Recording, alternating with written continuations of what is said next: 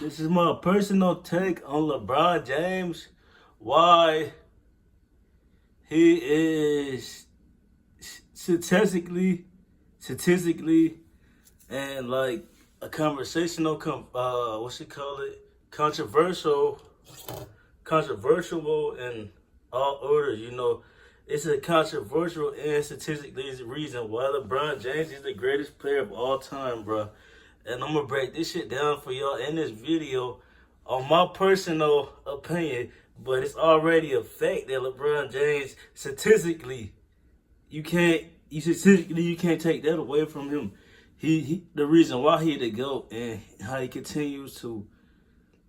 LeBron James is not even no longer proving no point. Statistically, he's the greatest of all time, but I'm just giving y'all a real reason why LeBron James is the GOAT, bro. And why, if this would have happened. So what if Tim Duncan, Dirk Nowitzki, and Pau Gasol and them would have started coming in 97? Tim Duncan came in 2004, 2005. Or instead of Dirk Nowitzki, who beat LeBron eventually in LeBron prime, what if they would have came and got drafted after LeBron? What if LeBron had the greatest career he would have had? Or what if Tracy McGrady, Penny Hardaway, Grant Hill, all these all-time greats would never got hurt, bro? Or would Steph Curry was to get drafted before LeBron? So this is just like the what ifs. It's already statistically proven that he's the greatest player of all time. Or what if the guys he was supposed to be was stopping him? What if like Shaq and Dwight Howard, what if they would have developed a jump shot in their career while they were still playing? And do you think Shaq's career would have lasted longer if he would have got a jump shot? If Kobe Bryant would have never got hurt, would have LeBron? My thing is, Kobe Bryant always had those pieces. He had a Shaq and then Pau Gasol, and before that, in the 90s, he had the whole Lakers team was already well known before Kobe. He had Eddie Jones, who they fought for the position. Kobe ended up winning, but he was a great ass shooting guard himself. My thing is that LeBron conversation is like, what if some of these guys would have started him along his journey? My thing is, I'm just making the point that if these things didn't happen, LeBron James' journey would have possibly been different. What if just as a glitch in time where Grant Hill was still in his prime and never got hurt, or Penny Hardaway fucking end up having a great ass career and never getting hurt, and Shaq would never went to the Lakers, that would have broken down history, and possibly Kobe would have never rode Shaq to get those championships, and Shaq would have been playing with a healthy Penny. And I'm like, all these little pieces, just what ifs, plays a big part in when LeBron James got drafted.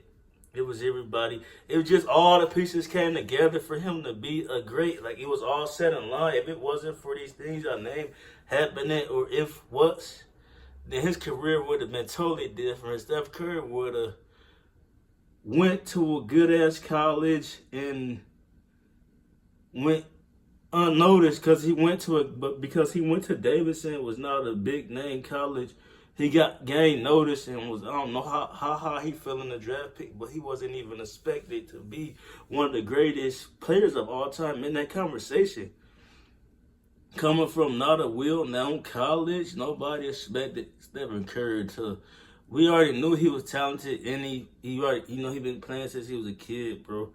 But unlike LeBron James and Shaq and the way all these guys don't have a history of their father wasn't in the league. So one thing about having that thing is when your father played, number one, you're going to be playing it when you're young, and your dad going to install the game into you while you're young. Like Kobe, his dad was a professional overseas in the U.S. Number two is you got so much experience, most likely you just always playing around, and you got your dad training, you just being around the game, meeting professional basketball players. And number 3 is you probably always playing guys that's better than you and more talented than you and probably more ahead of you in the game. My thing is, when you NBA son, it's like you're going to be exposed to a lot more. You're going to be exposed to real NBA players. You don't think when Steph Curry was a kid and he was shooting half-court shot, or Kobe, when he was a kid, he didn't get to meet none of his father's basketball players? So, number 3 is you're going to probably be playing talent that's better than you, that's going to automatically make you better because of talent, bro. And I was just having that debate about Dirk Nowitzki and Tim Duncan. While both of those guys end up beating LeBron, unlike a Shaq, and I was just saying, both of those guys was going down is with Dirk Nowitzki and Tim Duncan and Paul Gasol, guys like that. You could take something away from them and they still have something to give. Like that's why all these players fall in that top tier. Stephen Curry, you got his takeaways, and Klay Thompson and Kevin Durant. You got all these guys takeaways, but those is what I call greats. That even if you take some away, it's still going to be competitive and still end up winning somehow. It's still like a playing field where it cannot be leveled, but the level of greatness and clutchness, you know how many clutch games they've been in. If you put all of them together, that's probably like the most clutchest team ever, bro, because it's like they've been in moments in time where it wasn't a home game. They didn't have home court revenge, but since they so great of a player, the crowd was shaking up. It's not the same reaction when it's Stephen Curry and Kevin Durant, Tim Duncan. It ain't the same. The crowd is nervous because these guys is clutch. LeBron James it's not no. It got to the point in his career with the crowd, the home court advantage, they felt like they couldn't get to him because it's like he was always a finisher. And it was just like with LeBron James, the crowd and shit, they would go against him, but it was like the playing field of him just always silencing the crowd and always getting these boos. That's everywhere he go, he get yelled at in the crowd in the stands, and people try to throw popcorn on him. That's why it's just the greatness out of you. It brings you out of you. If you don't let the crowd affect you over numbers of years, you will eventually affect the crowd. So what's going on is LeBron James and all these great Stephen Curry, it end up being like a away game, end up being almost a home game with him hitting half-court shots and LeBron James stealing the ball and Boston and Duncan, and the crowd cheering for the opposite player. You know, so it's just like it became more like just a festival and just an all-out fun game. It's more like the All-Star game where you cheer for both teams because you got LeBron James, Stephen Curry, Kevin Durant, and all these guys pitting on the show. So it's like they getting cheers. These are the same guys. Well, not LeBron and LeBron and Stephen Curry in the three-point contest, but the same guys you see in the dunk contest. I think Kobe was in the dunk contest one year. Kevin Durant never. But these are the same guys you see All-Star Weekend. So they still bring that same electricity to a regular game or after the postseason. They still bring that same electricity to the game. So it's like LeBron made him so great is when he joined the Miami Heat, and it was just like this big hype about the big three. They was supposed to win 7, 8 championships back to back. It wasn't that they was even. Most guys who was a part of that organization was just happy to be there. Like, do you understand how hard it is as an organization to go to the NBA Finals? If win or lose, you still made it to the grand stage of them all. Win or lose, and you got the off season, which is like majority of the summer, where teams prepare to stop you that next season, and they do everything in their power to make all-season moves. They move GMs, they fire coaches, the players lose their contract, they become a restricted free agent, and you got all this going on. You got teams building up to go against you and stop you from doing it again. Teams like the Warriors in LA and the Heat, you know how hard it is to go back to the finals back-to-back after these teams make all these $1 million all-season moves to stop you, and you go back, and they just did everything in their power to prevent you from doing that. So it's just like, that is a fucking unfathomable itself, bro. Like, I can't fathom that shit. Like, that's just one of those situations where you just happy to be a part of the organization.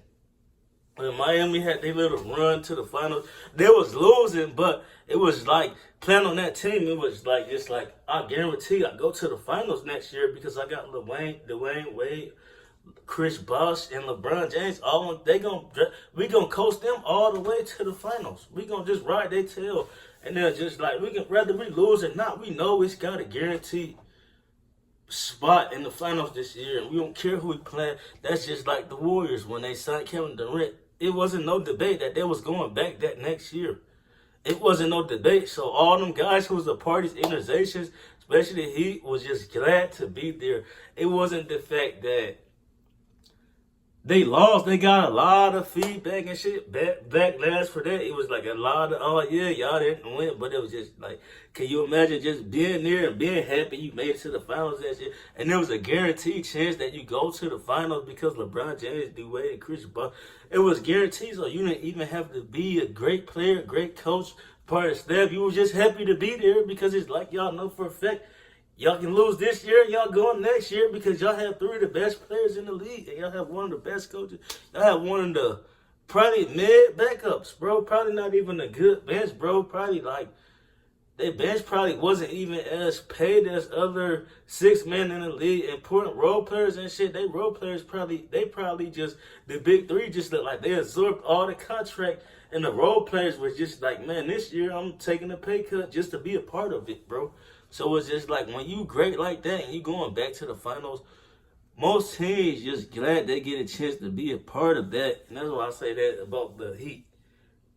I get it, LeBron James had all these epic final runs and he lost a lot, but it was just like, do you realize if you think about the guys that was with him that rode his coattail during his MVP season or averaging 30 in whatever season and breaking scoring titles and the streaks and stuff. Can you imagine the guys that was just with him that was just happy to make it? You gotta realize that Cavs team he brought, like the Cavs haven't went to the finals and shit probably since that organization first began. So LeBron was like, they were just happy to be on board. Like, we just grateful that we get to be a part of this, bro. It ain't even about if we lose 6, 7, 9 times in the finals. It's just like, okay, if I'm playing with LeBron James, we going to the finals this year. And it was just like, so what if we go to the finals and lose? I got one of the greatest players on my side, bro. And it's just like, so what if we do? If we going next year, we can get swept in the finals. And I believe in LeBron James to be one of the greatest of all, if not the greatest, if not undebatable, statistically the greatest player of all time. He's going to bring us to the finals again. So it's just like, whenever we did lose in the finals with LeBron James, it was just like, it always was that feeling that, man, I'm uneasy because I know he's going to be right back, if not the next couple of years, if not this year, if not the next year. And it was just like, it's always that feeling. Yeah, we beat him 5 or 6 times, but damn, it's always that feeling in the back of your head. God damn, we know he's going to be here again. And it was just like the guys who was with him get that feeling too. The teams who beat him, like when the Warriors first beat the Cavs, they probably was like, damn, 8-1, but they was like, was they expecting to see that nigga, boom, back to back, back to back? And I was just like, the guys that was on his team knew they was going to go back, bro. Even after the 2015-16 finals, bro, they just knew, like, yeah, he going to be back next year, bro. It was just that feeling. It was like the guys who was with us, like, that's why their team that really changed much. They made a few changes, but them guys were like, man, it was really a fight for the guys that was the role players and shit, because it was really a debate about that, because they were just like, man, we know he going to be back in the finals this year, but they're just like, I'm more worried if they going to cut me, because I'm just glad I get to be like, is they going to cut me this year? Because I'm riding his coattail. I'm just glad he keep breaking us to the grand stage of them all, but my concern at this point, we just lost in the finals last year. My concern this year is we got LeBron James on our team, bro. So it's like, we're going to be in the finals next year. So my main focus is taking whatever they offer me. So if they offer me less money than last year, I'm still going to the grand stage and possibly getting the ring in the finals. So it's like, whether we lose or not, it's a high chance possibility that we're going to be here again. And that's why you see LeBron James move to other teams and shit like that. It's always a few guys that landed wrong ended up on that same team, because it was just like, they believe in greats. You believe in great players. That's why Stephen Curry was never moved or anything, but You seen like with him, players that play with him probably always want to go back and play with him once again, bro. Even if they was given the opportunity, they probably want a second chance to play with him because it's just like we believe in guys like that. We can ride guys like that. Like Kevin Durant, he probably had something similar situation where he ended up on the same team or former team as his teammates because they got the trust installed into a great player. Same thing with Michael Jordan and then all these other guys. He went back to the Bulls because they trusted him. They lost like 2 years, whatever, without him. But those guys' confidence and shit came back when he came back, and they just got this mysterious super team together and did another 3P after the first 3P. So it's just like with these great players, it's just this confidence they bring, bro. That's why LeBron, he just got that aura about him. That's why it's not debatable anymore if and it's just like you gotta put yourself in the role players in six-man position. Like you gotta realize we going to the finals this year. We only gotta make big plays throughout the season. We don't even gotta be high performers. The coach gonna get us something about it, but we just happy we get to be a part of it. We just happy we get to be on this great team. Like the Miami Heat, they was just happy they going to the finals again. We just got Hilly back. That's ESPN dragging us because Dirk just killed us. Whatever, but Dirk was coming out of his prime and shit, and then you had the good as Dallas Mavericks and shit, but it was just like, damn, we already know he gonna be back the next year, so it's just a debate with these guys that's on the bench and stuff, and role playing, they fighting over minutes and whatever contracts and stuff. Some of these guys getting probably ready to trade and leave before he came in. Some of them guys' moral completely switched. He changed the whole moral of the team. He made some of those guys like, well, maybe there's a chance that we go, maybe we going back next year. Maybe we're going. So I don't want to trade. I think I'm going to stay one more season or whatever. And if I'm getting shitty minutes, if I'm barely getting minutes, I don't care. I'm going to the finals next year. So that's in the conversation, bro. So it's just like, that's why I say it's not even debatable who the greatest of all time is, bro. Statistically, bro, in like 2023, it's not debatable anymore, but it's just like, as far as it go, now we talking about this difference from a superstar and a great. You got a superstar who, he got all this about him. He was a good player, but you only a superstar if your teammates lose trust in you in the postseason, in the regular season. If your teammates depend on you for the regular season to come through and they know you're not gonna show up in the postseason, you just a superstar. You just a star of the team, bro. And the team really ain't really built around you. Like, we don't really got that much trust in you to go out here and put on this epic performance in the playoffs to give us back in the finals, and it's just like, man, who do you trust? A superstar? You gonna put all your faith in a superstar who, okay, he has short spurs and shit, he have a few good games, or this great player that shows up every time he get in the postseason and no fucking 2 years for going back to the finals and having these epic playoff comebacks. Like, it's just an aura surrounding that. And it's just like, the guys who play with these guys know, like, yeah, I would rather be with a great than be with a fucking superstar who potentially only shows up certain games. And it's just like, if you're going to show up 1 or 2 games, it's just like, and we got to step up. No, it's like, we got to really show who we are as great players. We got to show our professionalism and stuff like that. But it's just like, that's why guys like to play with great players, because it's just like, somehow it's just this magic shit that always goes down with these great players that got multiple playoff runs, and when they come together, they seem to be unstoppable, and it's just magic on the court, bro. And then you see that with superstars, but it's in short spurs. Like, it's like they get a boost on the regular season. They getting a lot of wins and stuff, but it's just like, going in the playoff season, they call them the Reggie Miller. Like, these guys choke, bro.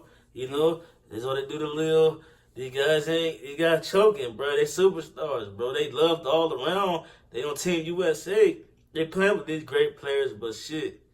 If we got a team full of superstars together, like the would is, or the shoulda couldas, or the shoulda wouldas, and put some of the greats together, I ain't gonna lie, I'm going with that top tier great, bro. Like, I ain't going these superstars who can't be trusted even by their coach, bro, and keep switching teams. I want to go with a great person who like, it's almost a guarantee we going to the finals. Like, we just happy to be on a part of the organization. We knew the Miami Heat was going. We already knew. Before it even happened, they already had predictions on what would happen. ESPN already predicted that they would win 70 before they even scrimmaged together, whatever. Once all them signed, the big three signed, ESPN already had predicted or whatever that they was gonna go on 6-7, and they end up going and losing a few of them, bro. But that was before they even played together. So it was already made for them. It was already made to happen, bro. They was already #1 seed in the West, whether what kind of season the Cavs was coming off, or what kind of season the Raptors was coming off, or what kind of season the Heat was coming off. They was already ranked at #1 without even playing a game together. And it's just like all these guys came together, and it's just like, damn, bro. They was already fucking just and it ended up doing it, and it ended up that mean when they did that by ESPN put a target on their back by just making them seem so prolific, and they end up being prolific. You know, I'm not saying they did it, but ESPN was doing it before time. They almost predicted it, and I was like, that just put a huge target on their back. And man, they season is so much harder that ESPN decided to just make it a tough season. These other guys just sitting around that they ain't got no super team and stuff. They just like, man, like, we gonna prove them wrong. And for them to go in the finals and lose their first time together and end up back there the next season, you know how hard that was? Like, that was fucking prolific itself, and ESPN was already predicting how. And it was just like, before they almost predicted the future with the Miami Heat, bro. Like, I'm not even trying to be funny, bro. Like, and they went back to the finals and end up having a rematch with San Antonio and beating them. Like, man, because of a miracle shot, though, they still beat them, though, bro.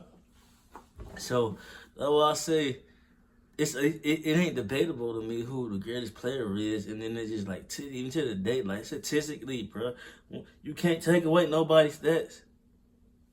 It's like, you can keep comparing LeBron James to all these other greats. It's an argument, but what about the stat sheets, bro?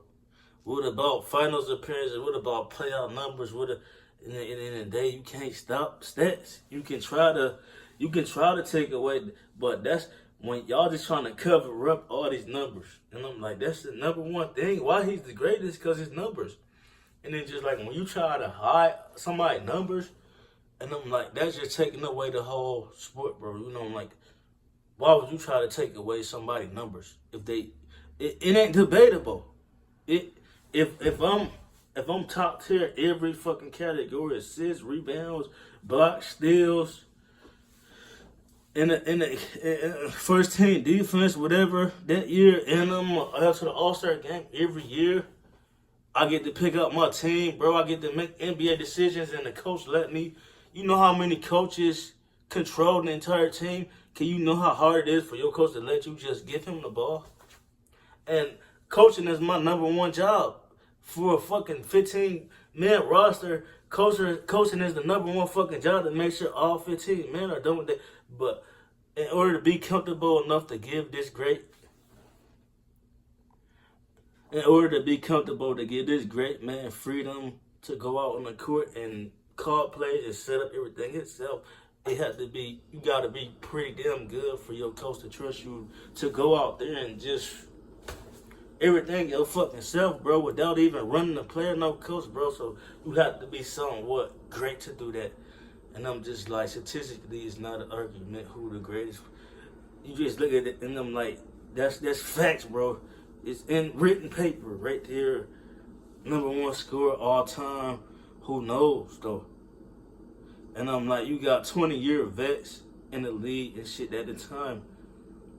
If you got the same stats of a 17-year vet in your first 10 years and you did it within 10 years of a 17-year vet, I'm like, you just on the road to be this, bro. You know? And I hate that LeBron James was never part of the slam dunk contest and shit like that, but that just probably would have even solidified it. It's already solidified, but it's just like, what if he would have got a couple dunking? They always was like, he was scared to get in a dunk contest and this and that. But I'm like, bro, what if he got in a dunk contest his last season, bro, and won the dunk contest? And I'm just like, bro, it would be solidified, bro. And it's debatable. A couple guys that was similar in style and shit probably got hurt. But that's what I'm saying. you throwing the what ifs in there too. Like, you know, what if Shaq and Dwight Howard were to develop they shot, bro? But it's just like you already had bigs that was doing what Shaq and Dwight Howard were doing. You know, we had Tim Duncan and Dirk Nowitzki, bro. You had a Yao Ming and shit too, but he was just like he was like similar to Dwight Howard and Shaq, bro. His career ain't less long really because of injury and health and shit like that. But even within all that, I don't know, bro. Like, I feel like it would have been solidified around if LeBron James would have got a skills challenge, a dunk contest, anything of that nature, bro. Because that's the only thing. It's small shit that's keep drawing these comparisons and shit. But I'm like, y'all keep comparing the level of competition and shit. And just like, I don't know, bro. It's just like, I don't know if it's mixed up. It's mixed because I'm like, you got a handful of guys in the 90s that probably wouldn't even get no play time in this year. Then you got a couple guys in this era that definitely wouldn't even get played in the fucking 90s and the 80s. And it's just like, it's mixed. You got a group of guys, and it's just like, I know for a fact you got a group of guys today that probably wouldn't survive the 90s just of how it was a completely different game. It was basketball. Basketball still got to pick the ball in the bucket and go up and grab a rebound and get the ball and touch to your teammate. He take 2 steps before he travel. It's an assist. So it's like, it's debatable. But that conversation it's not any conversation. It's just like, you keep comparing these stats, bro, and it's just like, man, you keep comparing their career differences and all this, and it's just like, but what about the stats, bro? That's just something you completely can't change the fact that somebody scored the most points ever in this sport. I'm like, he gotta be the greatest if he's. And then I'm like, he scored more than any fucking player in the last 30 years. And I'm like, it's probably going to be, who knows, bro. Somebody might, but I can't even see nobody doing that shit. It's going to be a long-ass time before somebody surpass Kareem or whoever was number 1. Now it's LeBron James, whoever was number 2. But it's going to be a while before you do that shit. But, yeah, bro, I'm like, it's out of the conversation now. And they're like, we can keep drawing comparisons and shit, but that shit don't lead to nowhere. It's all about it all falls back to what you do on the court, what you did on the court. And I'm just like, maybe a couple dunk titles would have solidified his career.